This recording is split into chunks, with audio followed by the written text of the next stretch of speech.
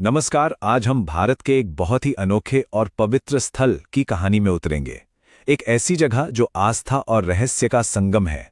चलिए शुरू करते हैं। तो सबसे पहला सवाल यही उठता है कि ये कैसे हो सकता है कि भारत के सबसे माने हुए मंदिरों में से एक में कोई मूर्ति ही ना हो। आज हम इसी अनोखे रहस्य को समझने की कोशिश करेंगे। तो सबसे पहले ये मंदिर है कहाँ? ये बसा है अरावली की खूबसूरत पहाड़ियों में, ठीक गुजरात और राजस्थान की सीमा पर। और हाँ, ये देश के सबसे बड़े तीर्थ स्थलों में से एक है। तो चलिए सीधे मुद्दे पर आते हैं और समझते हैं इस मंदिर के सबसे बड़े रहस्य को।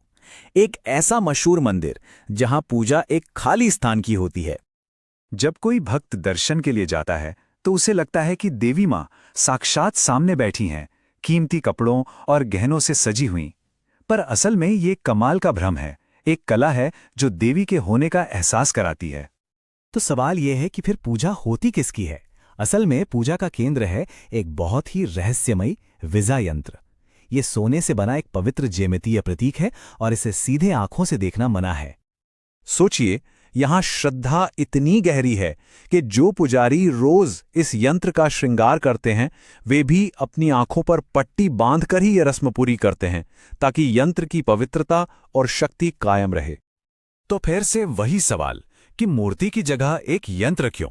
इसका जवाब छिपा है एक बहुत पुरानी पौराणिक कथा में, एक ऐसी कहानी जिसने पूरे भारतीय उपमहाद्वीप में पवित्र स्थलों को जन्म दिया।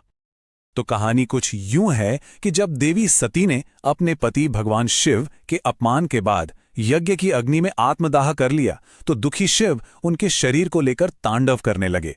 पूरी सृष्टि पर खतरा मंडराने लगा। तब सृष्टि को बचाने के लिए भगवान विष्णु ने अपने सुदर्शन चक्र से देवी सती के शरीर के टुकड़े कर दिए।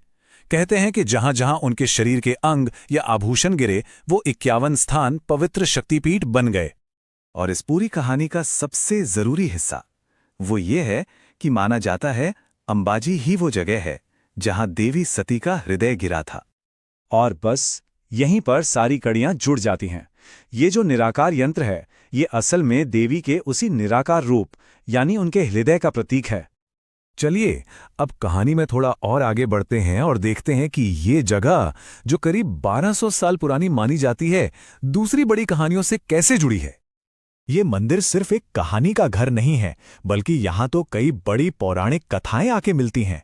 कहा जाता है कि भगवान कृष्ण का मुंडन समारोह यहीं हुआ था। यहाँ तक कि भगवान राम और लक्ष्मण भी सीता जी की खोज के दौरान यहाँ आशीर्वाद लेने आए थे।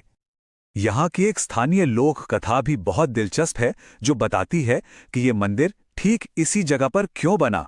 ये कहानियां इस स्थान को और भी खास बना देती हैं।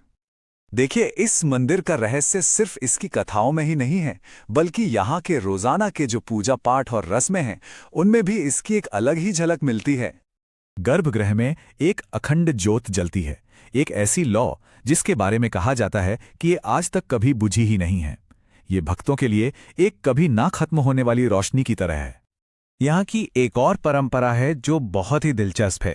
वो ये कि देवी का श्रृंगार हर दिन अलग होता है। मतलब हफ्ते के 7 दिन उनका वाहन यानी उनकी सवारी बदलती है और हर दिन भक्तों को देवी का एक नया रूप देखने को मिलता है।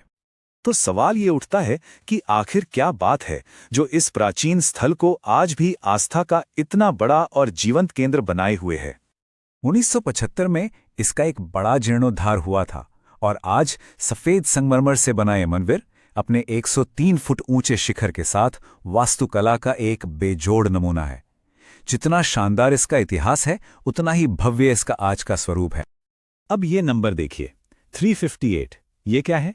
ये मंदिर के शिखर पर लगे शुद्ध सोने के कलशों की संख्या है। सोचिए, 358 सोने के कलश, ये भक्तों की अटूट आस्था और उनके दिए गए दान का प्रतीक है। तो पुरानी कथाओं से लेकर आज की इस भव्यता तक अंबाजी आस्था का एक बहुत ही शक्तिशाली केंद्र बना हुआ है। यहाँ लाखों लोग आते हैं, लेकिन सिर्फ एक मूर्ति देखने नहीं, बल्कि एक मौजूदगी को महसूस करने। और यहीं पे हम एक बहुत गहरे सवाल के साथ इस चर्चा को समाप्त करते हैं कि सिर्फ एक छवि को पूजने में और एक उपस्थिति को महसूस करने में क्या फर्क है। शायद इस मंदिर का पूरा आध्यात्मिक सार इसी एक सवाल में छिपा है।